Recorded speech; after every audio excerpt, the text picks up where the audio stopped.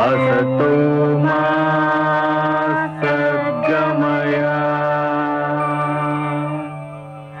तमसो मा ज्योतिर्गमय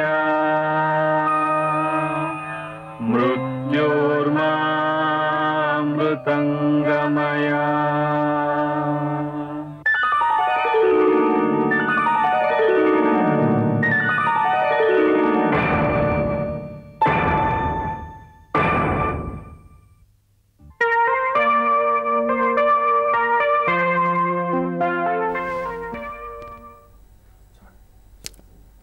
Hi students, welcome back to the next session. ఈ సెషన్లో మనం క్వాంటిటేటివ్ యాప్టిట్యూడ్లో మెయిన్గా ఉన్న నంబర్ సిస్టమ్, వి బార్డ్మాస్ రూల్, ఎల్సిఎం, హెచ్సిఎఫ్ గురించి కొంత చర్చించుకుందాం. ముందుగా నంబర్ సిస్టమ్ గురించి మాట్లాడాలనుకున్నప్పుడు మనకున్న మ్యాథమెటిక్స్లో ఎన్ని టైప్స్ ఆఫ్ నంబర్స్ ఉన్నాయి, వాటి గురించి అసలు వాటి పేర్లు ఏంటి, ఎలా ఉన్నాయి అసలు. తొలుత నాగరికత స్టార్ట్ కాకముందే, when the civilisation was not started, Greek దేశంలో ఏథెన్స్ పట్టణంలో ఈ నంబర్స్ మీద ఒక ప్రయోగం జరిగింది. ఎప్పుడు పూర్వకాలంలో అలా స్లోగా ప్రయోగాలు జరిగి కూడా స్టార్టింగ్ సహజ సంఖ్యలతో అంటే న్యాచురల్ నంబర్స్తోనే వాళ్ళు స్టార్ట్ చేశారు. ఫస్ట్ నంబర్ సిస్టమ్ ఉత్పన్నమైంది ఎలా అంటే న్యాచురల్ నంబర్స్ తోటి. ఆ నంబర్స్ చూద్దాం మనం. న్యాచురల్ నెంబర్స్ అంటే మనం కౌంటింగ్ నెంబర్స్ ఫ్రమ్ 1 to 3 అనేవి అవన్నీ కూడా సహజ సంఖ్యలు అంటారండి, natural numbers. And these are also called as positive integers. అంటే మనకు మొట్టమొదట నంబర్ సిస్టమ్ స్టార్ట్ అయింది న్యాచురల్ నెంబర్స్తోని అని మనం అర్థం చేసుకోవాలి. మరి మన ఇండియన్స్ గ్రేట్నెస్ ఏంటండి? ఇండియన్స్ జీరో అనేది సంఖ్యాశాస్త్రానికి ఆపాదించారు. తొలుత వాళ్ళు అంటే వరల్డ్లో ఉన్న మ్యాథమెటిషియన్స్ అందరూ యాక్సెప్ట్ చేయకున్నా తర్వాత నెమ్మదిగా జీరో యొక్క ఇంపార్టెన్స్ కూడా తెలుసుకొని అది నంబర్స్లో క్రోడీకరించారు. నెక్స్ట్ సిస్టమ్ వచ్చేస్తే హోల్ నంబర్స్. అది అన్ని న్యాచురల్ నెంబర్స్తో కలిపి జీరో కూడా ఉన్నట్టయితే దాన్ని హోల్ నెంబర్స్ అంటారు, అంటే పూర్తి సంఖ్యలు. సరే, ఇప్పటి వరకు పాజిటివ్ నెంబర్స్ 0, 1, 2, 3 గురించి మాట్లాడుకున్నాం. కానీ మన నంబర్ సిస్టంలో 0, 1, 2, 3 కాకుండా నెగటివ్ నెంబర్స్ కూడా ఉన్నాయి. వాటిని ఇంటీజర్స్ అని పిలుస్తాం మనం. అంటే అన్ని పాజిటివ్ నెంబర్స్, 0 నెగటివ్ నెంబర్స్ అన్ని కలగలిపి ఒక ఇంటీజర్స్ అని సెట్ అని పిలుస్తున్నాము. దీన్ని IRZ అనే నియమంతో డినోట్ చేస్తున్నాం. నెక్స్ట్ వస్తే మనం గమనించాల్సిన విషయం ఏంటంటే న్యాచురల్ నెంబర్స్, హోల్ నెంబర్స్ ఈ రెండు కూడా ఇంటీజర్స్లో ఒక భాగమై ఉన్నాయి. కాబట్టి ఈ రెండింటిని సబ్సెట్ ఆఫ్ ఇంటీజర్స్ అని పిలుస్తాము. ఇంకొక ముఖ్య విషయం మనం తెలుసుకోవాల్సింది ఏంటంటే మనకు పేపర్ అనేది, బ్యాంకింగ్ ఎగ్జామినేషన్ పేపర్ అనేది తెలుగులో ఉండదు. కాబట్టి ప్రస్తుతానికైతే ఇంగ్లీష్లో అన్ని టర్మినాలజీస్ తెలుసుకునే ఆవశ్యకత తప్పకుండా ఉంది. అలాగే ఇంటీజర్స్ తర్వాత ఇంకొక నంబర్ సిస్టమ్కి వస్తే ఆ నంబర్ సిస్టమ్ పేరు రేషనల్ నెంబర్స్. అంటే ఏదైనా భిన్నం రూపంలో, ఒక ఫ్రాక్షన్ రూపంలో ఉన్నట్టయితే numbers which are in the form of p/q where p and q are integers where q is not equal to 0. ఎందుకంటే భిన్నంలో హారం కనుక 0 అయినట్టయితే దానికి సంబంధించిన వాల్యూ ఇప్పటివరకు ఏ మ్యాథమెటిషియన్ డిటర్మైన్ చేయలేదు. కాబట్టి p/q ఫామ్లో ఉన్నవన్నీ కూడా రేషనల్ నెంబర్స్ అని పిలవడం జరుగుతుంది. దాన్ని క్యూతో డినోట్ చేయడం జరుగుతుంది.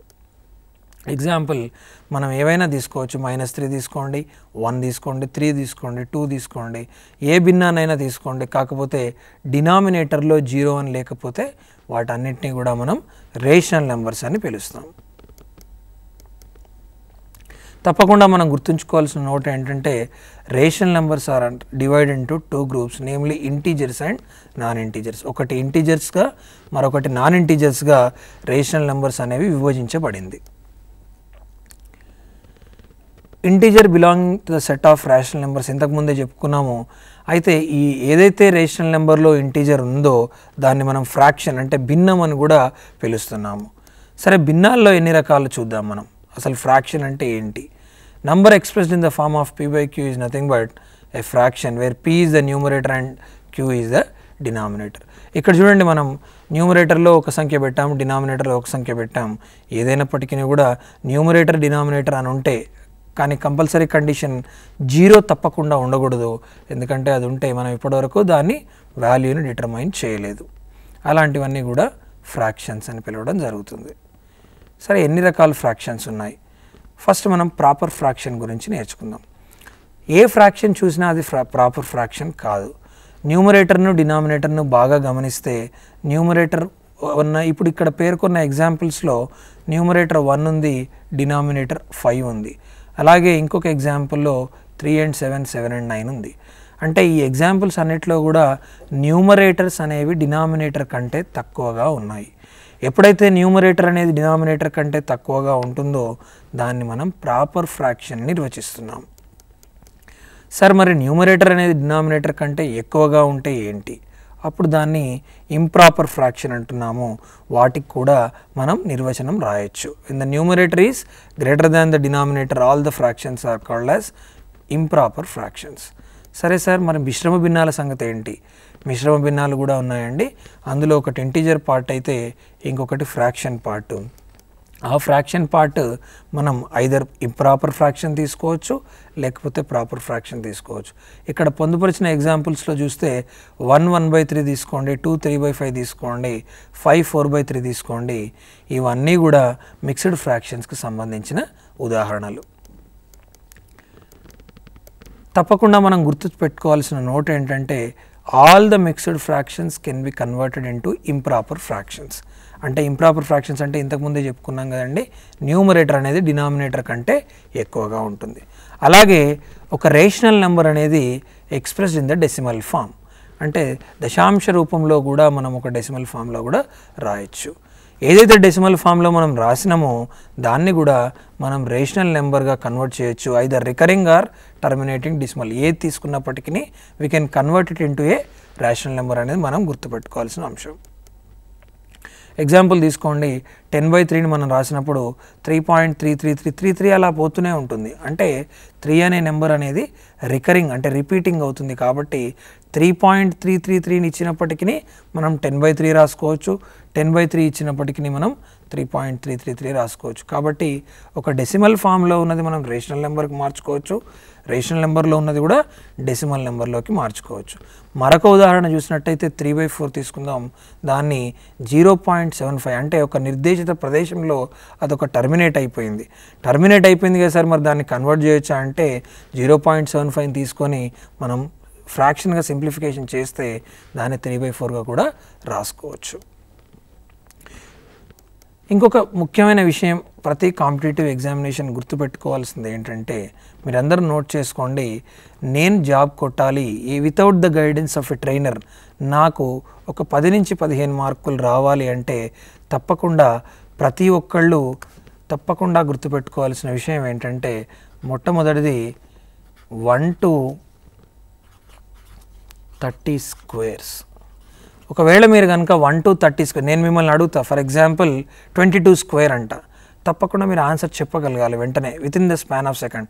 అంతేగాని 22 into 22 వేసుకొని చెప్పినట్టయితే దానివల్ల టైం కన్జ్యూమ్ అవుతుంది, దానివల్ల మనకు టైం వేస్టేజ్ అనడం జరుగుతుంది. 1 to 30 స్క్వేర్స్ కనుక మీరు పర్ఫెక్ట్గా ఉన్నట్లయితే మీరు తప్పకుండా ఎన్నో రకాల ప్రశ్నలను సులువుగా సాల్వ్ చేయగలరు. అలాగే సెకండ్ది మీరు గుర్తుపెట్టుకోవాల్సిన అంశం ఏంటంటే 1 to 20 క్యూబ్స్. 1 to 20 క్యూబ్స్ని కూడా మనం జాగ్రత్తగా చదువుకుంటూ ఉండాలి. అంటే ఏ క్యూబ్ 1 to 20 క్యూబ్లు మిమ్మల్ని నిద్రలో తట్టి లేపి అడిగినా కూడా మీరు చెప్పగలిగిన పరిస్థితుల్లో ఉండాలి. దీనివల్ల మీకు ఎటువంటి గైడెన్స్ ఆఫ్ ట్రైనర్ లేకున్నా మీరు కనీసం 10 నుంచి 15 మార్కులు వివిధ రంగాలలో వివిధ డిపార్ట్మెంట్స్లో స్కోర్ చేయగలరు. అలాగే మనం నెక్స్ట్ నెంబర్ సిస్టమ్కి వస్తే ఇర్రేషనల్ నెంబర్స్ అంటే ఏదైతే నెంబర్ మనం p/q ఫామ్లో రాయలేని పరిస్థితిలో ఉంటే ఆ నెంబర్ను మనం ఇర్రేషనల్ నెంబర్గా పేర్కొనడం జరుగుతుంది. మరి ఇర్రేషనల్ నెంబర్స్ ఎగ్జాంపుల్స్ ఏంటి సార్ అంటే మనం √2, √3, √4 ఏ ఎగ్జాంపుల్ తీసుకున్నప్పటికీ కూడా దాన్ని ఇర్రేషనల్ నెంబర్ అనే అంటాం. కానీ √4 అని మనం తీసుకున్నప్పుడు దాని రూట్ వాల్యూ 2 వస్తుంది కాబట్టి మనం సాధారణ నెంబర్గా మాత్రమే గుర్తించడం జరుగుతుంది. సో సో ఈవెన్ నెంబర్ అంటే మనకు సరి సంఖ్యలు మనం చిన్నప్పుడు చదువుకున్నాం. ఏ నెంబర్ కానీ 2తో డివైడ్ అయినప్పుడు 0 కనుక శేషం వస్తే దాన్ని మనం ఈవెన్ నెంబర్ అంటాం. When a number is divided by 2, if you are getting 0 is a remainder, or if a number is exactly divisible by 2 then we can call it as a even number. Examples తీసుకుంటే 2, 4, 6, 8 ఇలా అన్ని నెంబర్లు కూడా సరి సంఖ్యల్లోకి వస్తాయి. Next odd number. ఎప్పుడైనా 2తో ఏదైనా నంబర్ను డివైడ్ చేసినప్పుడు 1 అనేది శేషంగా వచ్చినట్టయితే దాన్ని బేస్ సంఖ్యగా పిలువబడుతుంది. అది కూడా నెంబర్ సిస్టంలో ఒక భాగమేనండి. మీరు తప్పకుండా వాటి మీద కూడా దృష్టి సారించాల్సి ఉంటుంది. ఎగ్జాంపుల్స్ తీసుకుంటే 1, 3, 5, 7 ఇవన్నీ కూడా బేస్ సంఖ్యల్లోకి వస్తాయి.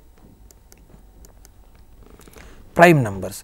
ఏదైనా నెంబర్కు ఆ నెంబరే కానీ 1 కానీ ఫ్యాక్టర్గా ఉన్నట్టయితే, వేరే ఏ నెంబరు కూడా లేనట్టయితే వాటిని ప్రైమ్ నంబర్స్ ఆర్ ప్రధాన సంఖ్యలుగా పిలవడం జరుగుతుంది. 2, 3, 5, 7 ఇలా చెప్పుకుంటూ పోతే ప్రైమ్ నెంబర్స్ కూడా అనంతంగా ఇన్ఫైనెట్గా ఉంటాయి. దీన్ని కూడా మనం క్రోడీకరించుకోవడం జరుగుతుంది. Next composite numbers. దీనికి వైరుధ్యంగా అంటే ఏదైనా నెంబర్కు 1 కానీ లేకుంటే ఆ నెంబర్ కాకుండా వేరే పర్టికులర్ నెంబర్ ఫ్యాక్టర్స్గా ఉన్నట్టయితే దాన్ని కాంపోజిట్ నెంబర్స్గా పిలవడం జరుగుతుంది. కాంపోజిట్ నెంబర్ అనేది స్టార్ట్ అయ్యేది 4 నుంచి అండి. ఇది తప్పకుండా గుర్తుపెట్టుకోవాలి. 4 అనేదానికి 1, తర్వాత 2, తర్వాత 4 ఇవి 3 కూడా ఫ్యాక్టర్స్గా ఉన్నాయి. So prime numbers, composite numbers మీద కూడా మీకు ప్రశ్నలు అడిగే అవకాశం ఉంటుంది. 1 నుంచి 100 వరకు తప్పకుండా ప్రతి ఒక్కళ్ళు ఏ నెంబర్ ప్రైమ్ నెంబరో ఏ నెంబర్ కాంపోజిట్ నెంబరో తెలుసుకుంటే మీకు చాలా ఉపయుక్తంగా ఉంటుందనడంలో ఎటువంటి సందేహం లేదు. నెక్స్ట్ కోప్రైమ్స్ అంటే ఏంటి? కోప్రైమ్స్ అనేవి ప్రైమ్ నెంబర్స్ అని చాలామందికి అపోహ ఉందండి. ఇది ప్రైమ్ నెంబర్స్ అసలే కాదు. కోప్రైమ్స్ అంటే ఏంటంటే ఏవైనా 2 నెంబర్లు మీరు తీసుకున్నప్పుడు అది ప్రైమ్ నెంబర్సే కానివ్వండి లేకపోతే కాంపోజిట్ నెంబర్సే కానివ్వండి, ఏవైనా 2 నెంబర్లు మీరు తీసుకున్నప్పుడు వాటి గరిష్ట సామాన్య గుణిజం అంటే గ్రేటెస్ట్ కామన్ డివైజర్ కనుక మనకు 1 వచ్చినట్టయితే ఆ జతను ఆ 2 నెంబర్లను మనం కోప్రైమ్స్గా పిలవడం జరుగుతుంది. అంతేగాని కోప్రైమ్ అనే దాంట్లో ప్రైమ్ నెంబర్ ఉంది కదా వాటిని అన్నిటినీ ప్రైమ్ నెంబర్స్ అనుకోవడం కేవలం అపోహ మాత్రమే. ఈ విషయంలో కూడా చాలామంది విద్యార్థులు తప్పులు చేసే అవకాశం ఉంది. సో కోప్రైమ్స్ అనేవి ప్రైమ్ నెంబర్స్ కావచ్చు, ఏవైనా కావచ్చు, కానీ 2 నెంబర్ల మధ్య మనకు జీసీడీ కనుక 1 వచ్చినట్టయితే ఆ జతను మనం కోప్రైమ్ నెంబర్స్గా పిలవడం జరుగుతుంది. ఇవి తప్పకుండా ప్రతి ఒక్కళ్ళు ఇంపార్టెంట్గా నోట్ చేసుకోవాల్సిన అంశాలండి. 1 అనేది అటు ప్రైమ్ నెంబరు కాదు, ఇటు కాంపోజిట్ నెంబరు కాదు. అలాగే 2 అనేది ఈవెన్ ప్రైమ్ నెంబర్. సరి సంఖ్యలలో ప్రైమ్ నెంబర్ ఉంది అంటే అది కేవలం 2 మాత్రమే. 2ను దాటి వేరే ఇతర సంఖ్య ఏది కూడా ప్రైమ్ నెంబర్గా లేదు దేనిలో, సరి సంఖ్యలలో. అలాగే coprime numbers can be prime or composite numbers. ఇప్పుడు ఇంతకుముందు చెప్పుకున్నట్టు కోప్రైమ్స్ అంటే మీరు ప్రైమ్ నెంబర్స్ కానీ కాంపోజిట్ నెంబర్స్ కానీ ఏదైనా తీసుకోవచ్చు. ఓన్లీ జీసీడీ 1 అయితే సరిపోతుంది. Any 2 prime numbers are always coprime numbers. చూడండి, ఏ 2 ప్రైమ్ నెంబర్స్ తీసుకున్నా కూడా వాటి గరిష్ట సామాన్య గుణిజము మనకు ఒకటే ఉంటుంది, జీసీడీ ఒకటే వస్తుంది కాబట్టి వాటిని మనం కోప్రైమ్స్ అని పిలవడం జరుగుతుంది. అలాగే any 2 consecutive positive integers are always coprimes. Consecutive అంటే వెంటనే వచ్చేవి, 2, 3 కానీ 3, 4 కానీ 4, 5 కానీ వీటి మధ్యలో మీరు జీసీడీ ఫైండ్ అవుట్ చేస్తే ఎంత వస్తుందండి? 1 వస్తుంది. కాబట్టి వెంట వచ్చే ఏ 2 నెంబర్లు అయినా కూడా మనం కోప్రైమ్స్గా పిలవడం జరుగుతుంది. వీటి మీద ప్రతి పరీక్షలో దాదాపు 1 నుంచి 2 బిట్లు కవర్ కావడం జరుగుతుంది. సో తప్పకుండా మీరు వీటిని దృష్టి సారించాల్సిన అవసరం ఉంది. నెక్స్ట్ ప్లేస్ వాల్యూ అంటే ఏంటి? ప్లేస్ వాల్యూ అంటే మనం చూస్తుంటాం కదండి, 1, 2, 1, 100, 1000 అని చదువుతుంటాం కదా. ఏదైతే నెంబర్కు ఏ ప్లేస్లో ఉందో అంటే 1ల స్థానంలో ఉంటే 1 అని, 10ల స్థానంలో ఉంటే 10 అని, 100ల స్థానంలో ఉంటే 100 అని మనం దాన్ని నిర్దిష్టంగా గుర్తించడం జరుగుతుంది. అలాగే ఫేస్ వాల్యూ అంటే జనరల్గా ఏ నెంబర్ ఉంటే ఆ నెంబర్కి అదే ఫేస్ వాల్యూ అవ్వడం జరుగుతుంది. ఒక ఉదాహరణ తీసుకుందామండి. 12654 తీసుకున్నాం. 12654లో 1ల స్థానంలో అంటే 1s ప్లేస్లో 4 ఉంది. కాబట్టి దాని విలువ 4 into 1గా 4గా చెప్పడం జరుగుతుంది. అలాగే 5 తీసుకున్నట్టు ఇది టెన్స్ ప్లేస్లో ఉంది కాబట్టి దాని ప్లేస్ వాల్యూ 5 టెన్స్ అంటే 50 అనడం జరుగుతుంది. దాని ఫేస్ వాల్యూ మాత్రం 5గానే, ఫేస్ వాల్యూ అంటే ఎప్పుడు కూడా ఆ నెంబర్ను నంబర్గానే భావించడం జరుగుతుంది. అలాగే ప్లేస్ వాల్యూ 6 తీసుకున్నట్టయితే అది వందల స్థానంలో ఉంది కాబట్టి 6 into 100 600 అవుతుంది. కానీ దాని face value again it will be 6 only. మళ్ళీ 2 తీసుకొని చెప్పండి, 2 తీసుకుంటే అది థౌజండ్స్లో ఉంది కాబట్టి 2000 అవుతుంది. కానీ ఫేస్ వాల్యూ మాత్రం అలాగే 2గానే ఉంటుంది. చివరిగా 1కి వస్తే 10,000s ప్లేస్లో అంటే 10,000 స్థానంలో ఉంది కాబట్టి దాన్ని 10,000గా పిలవడం జరుగుతుంది. కానీ ఫేస్ వాల్యూ వచ్చేసి 1గానే ఉండడం జరుగుతుంది. పర్ఫెక్ట్ నెంబర్స్ ఇది కూడా చాలా చాలా ఇంపార్టెంట్. ఒక నెంబర్ కనుక మనం ఫ్యాక్టర్స్ ఫైండ్ అవుట్ చేసి అన్ని ఫ్యాక్టర్స్ని కనుక యాడ్ చేస్తే యాడ్ చేసినటువంటి రిజల్ట్ ఈ నెంబర్కు ట్వైస్ కనుక అంటే రెండింతలు ఉన్నట్టయితే దాన్ని పర్ఫెక్ట్ నెంబర్ అంటాం. ఒకసారి నిర్వచనం చదువుతున్నానండి.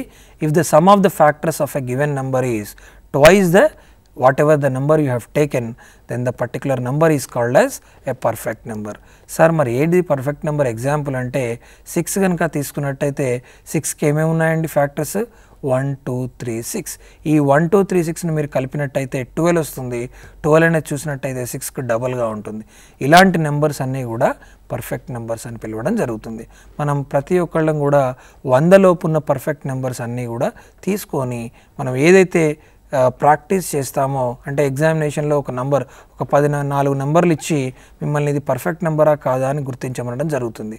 మనం కనుక ఆ కాన్సెప్ట్ మీద పర్ఫెక్ట్గా ఉన్నట్టయితే తప్పకుండా మనం అది ఈజీగా గుర్తించడం జరుగుతుంది. సో ఇప్పటివరకు మనం నెంబర్స్లో వివిధ రకాలైన పర్ఫెక్ట్ నెంబర్స్ కానీ ఈవెన్ నెంబర్స్ కానీ ఆడ్ నెంబర్స్ కానీ ప్రైమ్ నెంబర్స్ కానీ కో ప్రైమ్స్ కానీ వీటి గురించి అన్నిటి మీద కూడా బేసిక్ నాలెడ్జ్ అనేది ప్రతి ఒక్క విద్యార్థికి కాంపిటేటివ్ ఎగ్జామినేషన్ అటెండ్ అయ్యే ప్రతి విద్యార్థికి అవగాహన తప్పనిసరిగా ఉండాలి. నెక్స్ట్ 28,496 అంటే 100 లోపు ఒకటి చెప్పాను కదండి. 28ని కూడా మీరు ఫ్యాక్టర్స్ చేసి చూస్తే అన్ని ఫ్యాక్టర్స్ మీరు యాడ్ చేస్తే మీకు ఎంత వస్తుందండి డబల్ ఆఫ్ 28 అంటే 56 వస్తుంది. కొన్ని మల్టిప్లికేషన్ టిప్స్ నేర్చుకుందాం. ఫర్ ఎగ్జాంపుల్ మీరు కనుక ఏదైనా నంబర్ను 9 కానీ 99ని కానీ 999తో కానీ అంటే 10⁻n-1తోగా మీరు మల్టిప్లై చేసినట్టయితే ఎలా ఉంటుందో చూడండి. పెద్దగా మల్టిప్లై చేసి దాన్ని 4-5 స్టెప్పులు రాయడం వల్ల టైం వేస్టే కానీ ఉపయోగం లేదు. చూడండి దానివల్ల మనం ఎలా చేస్తామో చూద్దాం. ఒక ఎగ్జాంపుల్ తీసుకున్నాను 2893/99. జనరల్గా 2893/99 అంటే ఫస్ట్ 9తో మల్టిప్లై చేసి మళ్ళీ 9తో మల్టిప్లై చేయడం అనేది పరిపాటి. కానీ మనం ఎలా చేస్తున్నాం చూడండి. 2893 into 99ని మనం ఎలా రాసాం 100-1గా రాసుకున్నాం. ఇప్పుడు 100 అనేది ఈజీయే కదండి. 289300 - 2893. సో చివరాఖరిగా మనకు 2 స్టెప్స్లో దాని వాల్యూ 28647గా వచ్చింది. ఇప్పుడు మీరు కంపేర్ చేయండి. ఆ 99తో డైరెక్ట్ మల్టిప్లికేషన్ చేస్తే ఎంత సమయం తీసుకుంటుంది, మనం ఈ విధంగా పోతే ఎంత సమయం తీసుకుంటుందో మీరే బేరీజు వేసుకోవచ్చు. ఇప్పుడు ఇంతకుముందు దానికి కొద్దిగా సామీప్యం అంటే పోలిక ఉన్న ఇంకొక నంబర్ 11తో కానీ 101తో కానీ 1001తో కానీ తీసుకున్నట్టయితే ఎలా ఉంటుంది అంటే 10⁻n+1. దీన్ని మనం మల్టిప్లికేషన్ చేసే విధానం ఒకసారి పరిశీలిద్దాం. 3782/11 నేను మిమ్మల్ని మల్టిప్లై చేయమంటున్నా. అంటే ఏం చేస్తారు 3782 × 11. 11 టేబుల్ చిన్నదే సార్ చేసుకుంటాం, చేయండి. అదే 111 ఉంటే అప్పుడు ఇలాంటివి పనిచేస్తాయి. 11ని నేను 10+1గా రాసుకుంటే ఏదైనా 10తో మల్టిప్లికేషన్ చేయడం ఈజీయే కాబట్టి 1తో మల్టిప్లికేషన్ చేయడం ఈజీయే కాబట్టి నాకు ఈజీగా 37820 + 3782 వాల్యూ వచ్చింది. ఈ రెండింటిని యాడ్ చేస్తే 41602 వాల్యూ వచ్చింది. అంటే ఈ విధంగా మల్టిప్లికేషన్స్ చేసినట్టయితే మనకు చాలా వరకు టైం సేఫ్ అవుతుంది అనేది మనం దృష్టిలో పెట్టుకోవాలి. అలాగే 15, 25, 35 దీనికి రూల్ ఉందండి, దీనికి చేసుకోవచ్చు. మనం 5054/15 చేయాలంటే ఇలా చేస్తాం చూడండి. ఇంటూ 15 నేనేం చేశాను హాఫ్తో చేసి అంటే మల్టిప్లై అండ్ డివైడ్ బై 2 అని చేశాను. అంటే హాఫ్తో చేసి 5054 ఇంటూ 30 చేస్తే మనకు ఈజీగా 515,160 వచ్చింది. సో దాన్ని మనం సాల్వ్ చేసినట్టయితే ఒకటే స్టెప్లో 75810 ఇలా 15తో మల్టిప్లికేషన్ కూడా మనం చేసుకోవచ్చు.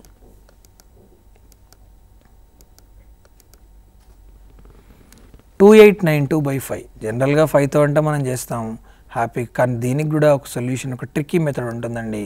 దాన్ని చూస్తే జస్ట్ ఇంటూ 2 డివైడెడ్ బై 2 చేస్తే ఫైనల్గా 14910 వచ్చింది. అంటే 55 ఉందనుకోండి, 00 పెట్టుకొని కింద 200 చేయండి. 555 ఉంటే 000 పెట్టుకొని కింద అదేవిధంగా ఫాలో అవ్వకుంటూ వెళ్తే ఈ మెథడ్ అనేది చాలా ఈజీగా ఉంటుంది.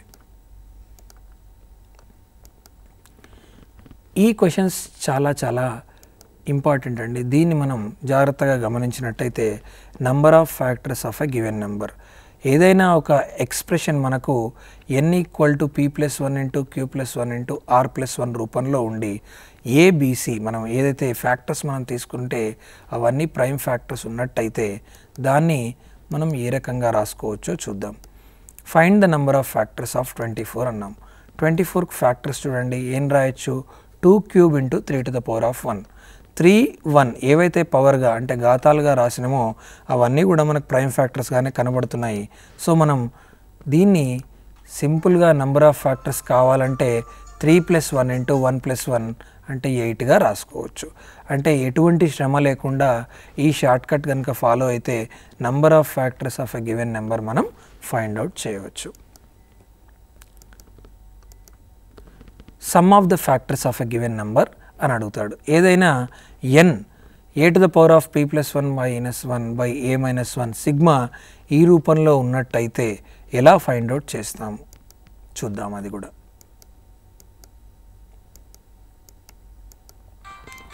24కు సంబంధించి నాకు సమ్ ఆఫ్ ద ఫ్యాక్టర్స్ అంటే ఉన్న ఫ్యాక్టర్స్ అన్నీ సమ్ చేయమని మనకు క్వశ్చన్. ఇంతకుముందు నంబర్ ఆఫ్ ఫ్యాక్టర్స్ అడిగాడు, ఇప్పుడు సమ్ ఆఫ్ ఫ్యాక్టర్స్ అడుగుతున్నాడు. 24ని అదేవిధంగా మనం 2⁴ ఇంటూ 3⁴1 రాసుకోవచ్చు. కానీ సమ్ ఆఫ్ ద ఫ్యాక్టర్స్ విషయానికి వస్తే ఇంతకుముందు ఉన్న ఎక్స్ప్రెషన్లో మనం కనుక వాల్యూస్ని నిక్షిప్తం చేసినట్టయితే 2⁻3+1 -1/2⁻1 సిగ్మాగా రాసుకుంటే దాని వాల్యూ 60గా వస్తుంది. చూడండి ఎంత టైం సేవ్ అవుతుంది మనం ఈ షార్ట్ కట్ యూజ్ చేస్తుంటే అనేది మీరు అర్థం చేసుకోవచ్చు. Number of ways of expressing a given number as a product of 2 factors. మిమ్మల్ని ఈ విషయంలో కూడా చాలాసార్లు ప్రశ్నలు అడిగిన సందర్భాలు ఉన్నాయండి. n కనుక మనం a⁻p into b⁻q into c⁻r రూపంలో ఉన్నట్టయితే మనం ఎన్ని రకాలుగా మనం గివెన్ నెంబర్ను ప్రోడక్ట్గా రాసుకోవచ్చు అనేది క్వశ్చన్ అండి. చూద్దాం మనం. దానికి కూడా ఎగ్జాంపుల్ ఏంటంటే దాని షార్ట్ కట్ మనం చూసినట్టయితే 1/2 into p+1 into q+1 into r+1. మరి pqr ఏంటండి, ఏవైతే ఘాతాలుగా మీరు రాశారో ఆ వాటన్నిటిని కూడా మనం pqrగా పిలవడం జరుగుతుంది. చూద్దాం, ఒక నెంబర్ తీసుకుందాం. 48 అనే నెంబర్ తీసుకున్నప్పుడు దాన్ని ఏ విధంగా రాయొచ్చండి, 2⁴ ఇంటూ 3⁻1గా రాసుకున్నాం. రాసుకుంటే మనకి ఎన్ని నెంబర్ ఆఫ్ వేస్గా ఇది ప్రోడక్ట్గా వస్తుంది అంటే లబ్ధంగా వస్తుంది అంటే 1/2 ఇంటూ 2 మనకు ప్రైమ్ ఫ్యాక్టర్స్ ఉన్నాయి కాబట్టి 2 నిక్షిప్తం చేయండి. 4+1 ఇంటూ 1+1 చేస్తే ఫైనల్గా 5 రకాలుగా మనం ప్రోడక్ట్ ఆఫ్ 2 ఫ్యాక్టర్స్గా రాసుకోవచ్చు అని అర్థం అండి. Next, number of ways of expressing a given number which is a perfect square as a product of 2 factors. దీనికి కూడా ఫార్ములా ఇంతకు ముందులాగే ఉంటుందండి, కానీ చివరగా +1 యాడ్ చేస్తే సరిపోతుందండి. ఒకసారి చూద్దాం. మనం ఒక నంబర్ తీసుకొని ప్రయత్నిద్దాం ఎన్ని రకాలుగా ఇది రాయొచ్చో. 36 అనేది పర్ఫెక్ట్ స్క్వేర్ అండి, గుర్తుపెట్టుకోండి. 36కి స్క్వేర్ రూట్ ఏంటండి, 6. కాబట్టి దీన్ని ఎన్ని రకాలుగా 2 ఫ్యాక్టర్స్ ప్రోడక్ట్గా రాయొచ్చో చూద్దాం. ఇంతకు ముందులాగే దీన్ని 36ని 2² ఇంటూ 3². ఇప్పుడు 2 ఘాతాలు కూడా మనకు ప్రైమ్ నెంబర్సే కదండి. సో చివరాకరగా మనం ఫార్ములా ఎట్లా సబ్స్టిట్యూట్ చేద్దామండి, 1/2 ఇంటూ p+1 ఇంటూ r+1+1. ఈ పీలు క్యూలు దీనికి గాబరా పడాల్సిన అవసరం లేదండి. ఏవైతే మనం ప్రైమ్ ఘాతాలుగా రాసినామో వాటిని మనం ఇక్కడ పొందుపరచడం జరుగుతుంది. సో వాటిని మనం పొందుపరిచినట్టయితే మనకు వచ్చిన ఆన్సర్ ఎంత అండి, 5గా ఆన్సర్ లభిస్తుంది మనకు. స్క్వేర్స్ మీద కొన్ని టిప్స్. ఏదైనా నంబరు 5తో ఎండ్ అయినప్పుడు దాని స్క్వేర్ ఎలా ఫైండ్ అవుట్ చేస్తాం అంటే, ఫర్ ఎగ్జాంపుల్ చూడండి, ఇక్కడ మెన్షన్ చేశాను నేను A5 హోల్ స్క్వేర్. ఏ అనేది ఏదైనా ఒక నంబర్ తీసుకోండి, a ఇంటూ a+1 ఇంటూ చివరగా 25ని మల్టిప్లై చేస్తే పొరపాటు అండి, 25ని దాని లాస్ట్కు ఒక తోకగా యాడ్ చేయండి. అంటే చూడండి ఎలా వస్తుందో. 35 స్క్వేర్ ఉంది. దీనిలో నేను ఏం చేశానండి, చివరగా 25ని అలాగే ఉంచి 3 ఇంటూ 3+1ని దానికి యాడ్ చేస్తున్నాను. అంటే జస్ట్ అటాచ్ చేస్తున్నాను, యాడ్ అని కూడా అనకుండా. సో 3 ఇంటూ 3+1 అంటే ఎంత అండి, 3 4 జా 12. 12 ఇంటూ 25 ఫైండ్ అవుట్ చేయడం ఈజీయే కదండి. సో ఫైనల్గా మనకు వచ్చే వాల్యూ ఎంత, 1225, అంటే 1225. చూడండి, 35 స్క్వేర్ చేయాలంటే మనకి ఎంత సమయం పడుతుంది, ఈ షార్ట్ కట్ వాడితే ఎంత సమయం పడుతుందో చూడండి. To square a number in which every digit is 1. చూద్దాం దాని మెథడ్ ఎలా ఉంటుందో చూద్దాం. 11 స్క్వేర్ 121, 111 స్క్వేర్ 12321. అలాగే డివిజర్, డివిడెండ్, కోషంట్, రిమైండర్ దీని గురించి మనం తెలుసుకోవాల్సిన అవసరం ఉంటుంది. దీన్ని మనం డివిజన్ అల్గారిథం అని కూడా అంటాం. 4 ముఖ్య భాగాలు ఉంటాయండి. ఇక్కడ నేను ఏం చేశాను, 10 అనేది 3తో డివైడ్ చేశాను. 3ని నేను డివైజర్గా పిలుస్తున్నాను, మరో 3ని కోషంట్గా పిలుస్తున్నాను. ఏదైతే నేను డివిజన్ చేస్తున్నానో ఆ నంబర్ను డివిడెండ్గా పిలుస్తున్నాను. శేషం ఏదైతే వస్తుందో ఆ 1ని నేను రిమైండర్గా పిలుస్తున్నాను. సో వీటన్నిటి మధ్య మనం ఒక రిలేషన్ ఎస్టాబ్లిష్ చేసినట్టయితే dividend is equals to divisor into quotient plus remainder. Remainder 0 వస్తే దాన్ని యాడ్ చేయాల్సిన అవసరం కూడా లేదండి. డివిజిబిలిటీ రూల్స్, వీటి మీద చాలా ప్రశ్నలు అడిగిన సందర్భాలు ఉన్నాయి. సో చూద్దాం డివిజిబిలిటీ రూల్ ఏంటి. First divisibility rule for 2. ఏదైనా నంబర్ మనకు 2తో డివైడ్ చేస్తుంది అంటే చివరి నెంబర్ 0 కానీ సరి సంఖ్య కానీ అంటే ఈవెన్ నెంబర్ కానీ ఉన్నట్టయితే ఆ నంబర్ మనం 2తో డివిజిబుల్ చేస్తుందని బల్లగుద్ది మరీ చెప్పవచ్చు. అలాగే ఎగ్జాంపుల్ తీసుకున్నట్టే 42102 ఏదైనా నంబర్ తీసుకోండి, చివరగా సరి సంఖ్య కానీ శూన్యం అంటే 0 కానీ ఉన్నట్టయితే ఆ నంబర్ పక్కాగా 2తో డివిజిబుల్ అవుతుంది. Divisibility rule for 3. 3 అంటే ఇప్పుడు ఉదాహరణకు నేను ఇక్కడ 1782 అనే నెంబర్ తీసుకున్నాను. 1782లోని అన్ని నెంబర్స్ని యాడ్ చేయండి, ఎంత వస్తుందో చూద్దాం. 1782ని యాడ్ చేస్తే 18 వస్తుంది. 18 అనే నెంబరు 3తో డివిజిబుల్ అవుతుందా అండి? అవును, 3 6 3 6 18. 18 అనే నెంబర్ 3తో డివిజిబుల్ అయింది కాబట్టి entire 1782 also will be divisible by 3. కాబట్టి ఈ రూల్ మనం 3కి అప్లై చేసుకోవచ్చు. Divisibility rule for 4. 4కి ఎలా డివిజిబిలిటీ రూల్ అప్లై చేస్తాం? చివరగా మనం 2 నంబర్లు చూడాల్సి ఉంటుంది. 2 నంబర్లు కనుక 0 అయినా చివరి 2 నంబర్లు కనుక 4తో డివిజిబుల్ అయినా ఆ పూర్తి number entire number will be divisible by 4. So దాన్ని మనం గమనిద్దాం. ఎగ్జాంపుల్ 4784. 4784లో లాస్ట్ 2 నంబర్స్ చూడండి, 84. 84 అనేది 4తో డివిజిబుల్ అవుతుంది కదండి. కాబట్టి 4784 కూడా డివిజిబుల్ అవుతుందని అర్థం చేసుకోవాలండి. దీనికి ఎటువంటి డివిజన్ చేయవలసిన అవసరం లేదు. 5 అన్నిటికంటే ఈజీ రూల్ ఇది. 5తో డివిజిబుల్ అవుతుందా లేదా అని తెలుసుకోవాలంటే చివరి నెంబర్లో 0 కానీ 5 కానీ ఉన్నట్టయితే అది మనకు ఈజీగా తెలిసిపోతుంది అది 5తో డివిజిబుల్ అవుతుంది అని. చూడండి 120 625 చివరగా 0 5 ఉన్నాయి. దీనికి ఏమైనా డివిజన్ అవసరమా అండి? డైరెక్ట్గా చెప్పగలుగుతాం మనం ఇది 5తో డివిజిబుల్ అవుతుంది అని. డివిజిబిలిటీ రూల్ ఫర్ 6 తీసుకుందాం. 6ని మనం ఎలా రాసుకోవచ్చు అండి? 6 is the product of 2 and 3. Sir 2 and 3 ఎందుకు తీసుకుంటున్నారు? 1 and 6 తీసుకోవచ్చు కదా. అవును, 1 and 6 తీసుకుంటే 1 6 ప్రైమ్ నెంబర్స్ కాదు కదండి, 2 and 3 ప్రైమ్ నెంబర్స్ కాబట్టి నేను వాటి పరంగా చూస్తున్నాను. ఏదైనా నంబర్ కనుక 2 and 3 రెండిటితో కనుక డివిజిబుల్ అయితే మనకి ఇంతకుముందు చెప్పుకున్నాం 2కు డివిజిబిలిటీ రూలు 3కి డివిజిబిలిటీ రూల్ ఉంది. సో ఈ రెండింటిని గమనించినట్టయితే